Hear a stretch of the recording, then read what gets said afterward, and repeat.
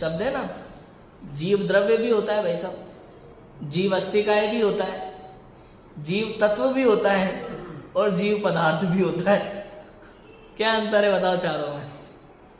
आपने पढ़ा होगा 6 द्रव्यों में जीव, पुद्गल, धर्म, अधर्म, आकाश और काल जीव द्रव्य है। यहाँ 5 अस्तिकायों में जीव अस्तिकाय है, 7 तत्वों में जीव तत्व है, 9 पदार्थ में जीव पदार्थ है।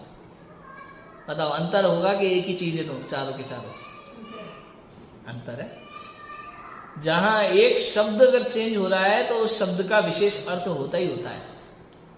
तो जीव द्रव्य जो है वो संख्या अपेक्षा से बात है, एक तरह से वस्तु अपेक्षा से बात है, द्रव्य अपेक्षा से बात है, समझ में आया? जीव द्रव्य तो वो द्रव्य की अपेक्षा से हो गया।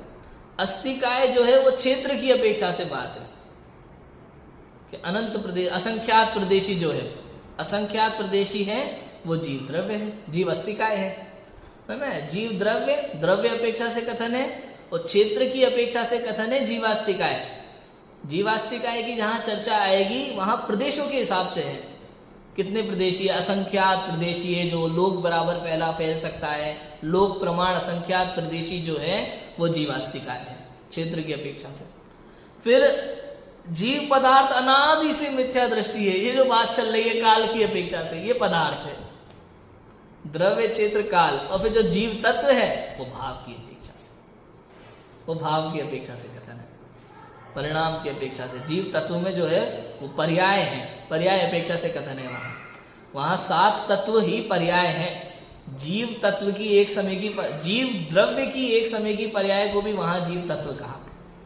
समझ में आया? इस अपेक्षा से वहां भाव, भाव माने होना, होना माने पर्याय।